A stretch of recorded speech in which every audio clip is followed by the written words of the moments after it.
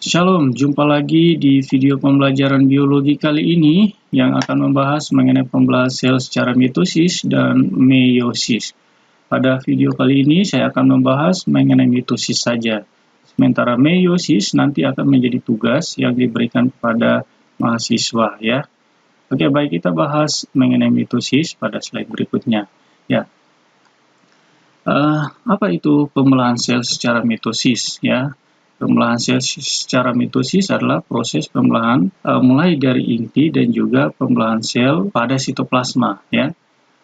Dibagi menjadi tahap profasa, metafasa, anafasa, dan telofasa ya. Ya.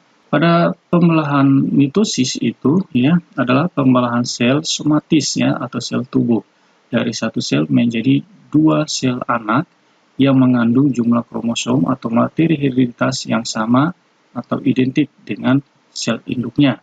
Ya, tujuannya apa? Ini sebenarnya sudah disebutkan di video sebelumnya ya. Ya, tujuannya mengganti sel-sel yang rusak atau regenerasi, perkembangan dari satu sel menjadi banyak, membentuk individu baru atau reproduksi sel baru pada individu bersel tunggal. Nah, kemudian yang ini secara umum ya pembelahan sel terbagi menjadi dua tahap, yaitu karyokinesis, ini pembelahan inti, dan sitokinesis, yaitu pembelahan sitoplasma. Jadi di atas masih kurang ini penjelasannya ya. Supaya lengkap, maka tahap mitotik adalah proses pembelahan inti sel dan sitoplasma sel ya, yang dibagi menjadi tahap profasa, metafasa, anafasa, dan telofasa.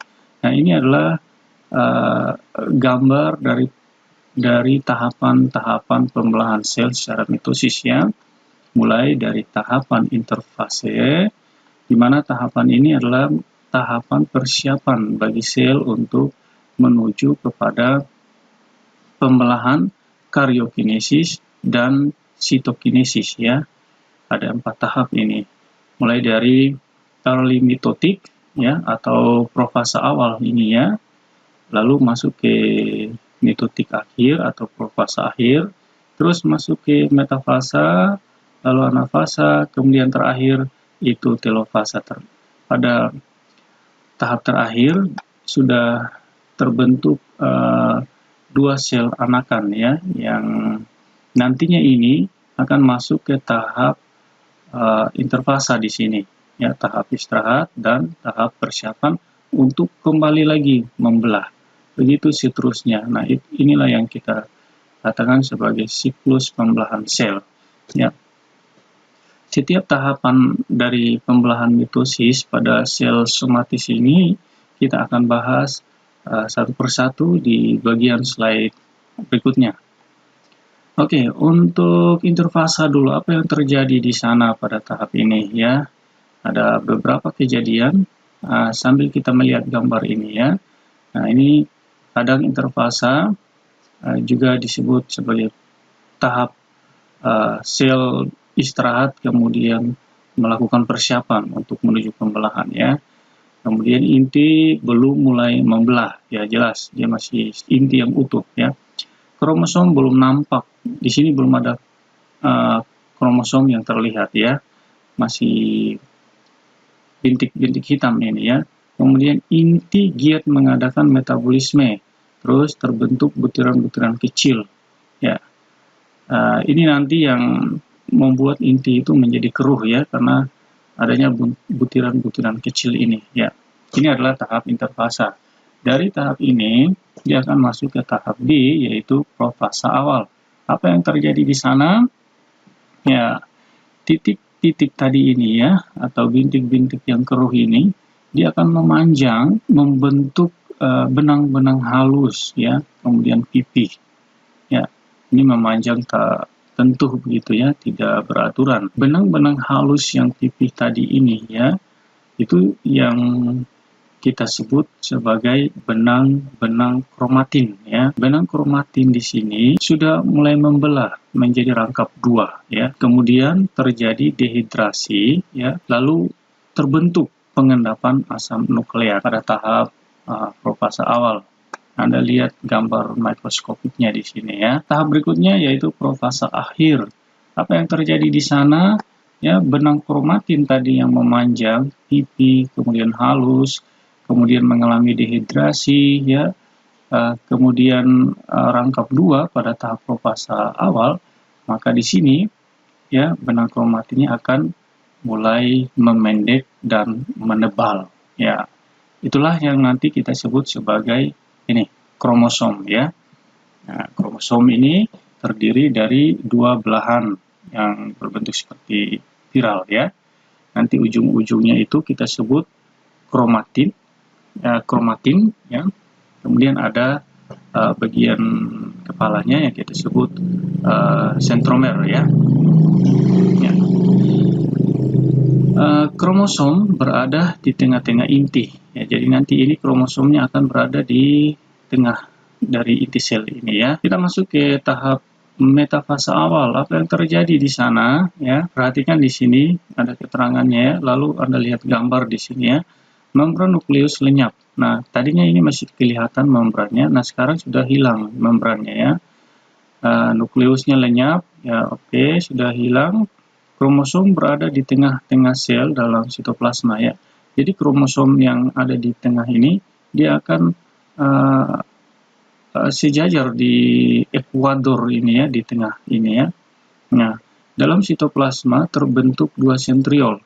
Perhatikan ini adalah sentriol, ini di luar inti sel ya, di sitoplasma terjadinya. Nah, dari sentriol itu keluar benang plasma yang disebut pragmoplas ya, berbentuk gelendong, disebut fase gelendong inti. Nah, ini nanti dari sentriol ini ada di ujung atas dengan ujung sini ya. Nanti sentriol ini akan mengeluarkan benang plasma pragmoplas yang nantinya akan mengikatkan diri pada kepala atau sentromer daripada kromosom ya. Kemudian kita lanjut pada metafasa akhir ini ya. Kita perhatikan di sini gelendong inti makin jelas terbentuk kumparan ya. Ini semakin jelas ya. Semua kromosom berada di bidang ekuador disebut fase papan inti atau papan metafasa. Sentromer tepat di ekuador ya. Jadi ini kepala dari kromosom ini ya tepat berada di garis ekuador di tengah-tengah ini ya. Kemudian kromosom sangat jelas terbentuk seperti bintang ya. Lalu disebut fase bintang atau stadium aster ya.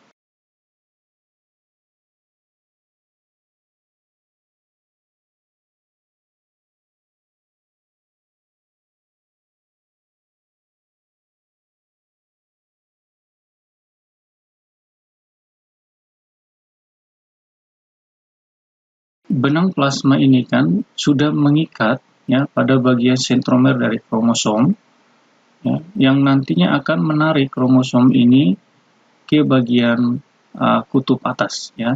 Begitu juga di sini dia akan menarik kromosom ini karena sudah berikatan dia akan menarik ke bagian kutub atas sini ya. Kemudian kita masuk ke anafasa. Apa yang terjadi di sana? Sentromer membelah ya.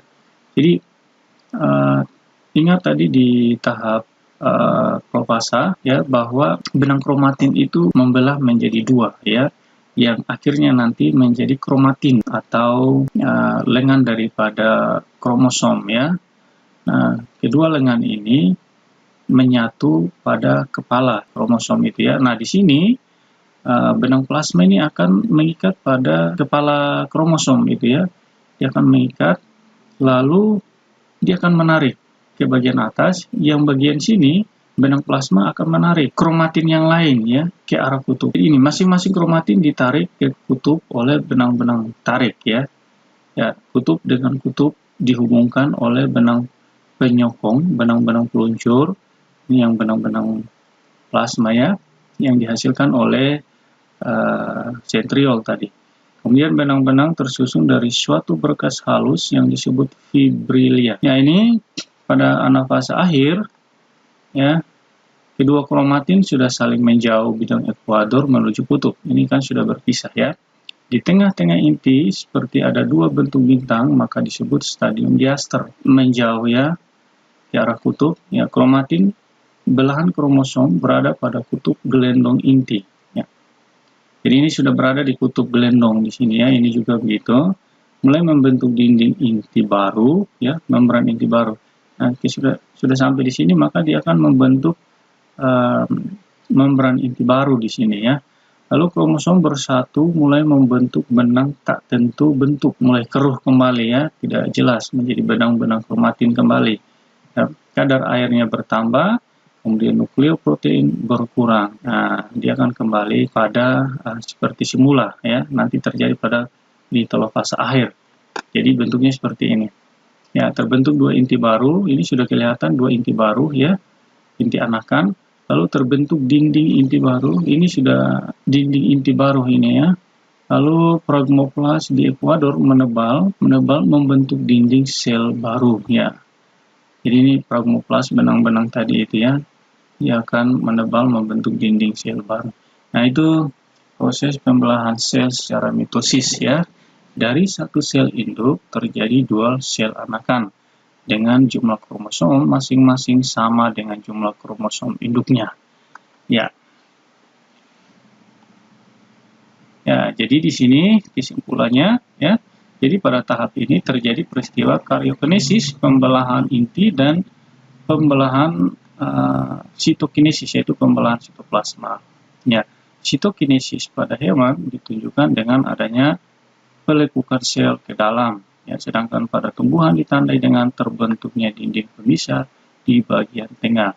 Jadi pada peristiwa mitosis, setiap sel induk yang diploid 2N menghasilkan dua sel anakan yang masing-masing tetap diploid 2N ya. Dan memiliki sifat keturunan yang sama dengan sel induk. Ya, ini yang saya sebut dari awal tadi ya, bahwa saya hanya membahas mengenai pembelahan sel secara mitosis ya, dan meiosis ini menjadi tugas untuk mahasiswa kerjakan di rumah ya. Jadi tugasnya adalah buatlah makalah dengan topik pembelahan sel secara meiosis ya. Buatlah itu, kemudian Anda bisa mengirimkan melalui email atau bisa mengumpulkan pada saat pertemuan tatap muka nanti ya. Baik, demikian pembahasan kita mengenai pembelahan sel secara mitosis ya. Saya harap Anda bisa memahaminya, dan saya juga berharap Anda bisa membaca referensi dari sumber lain untuk mendukung pemahaman kita dalam video ini. Terima kasih, Tuhan memberkati.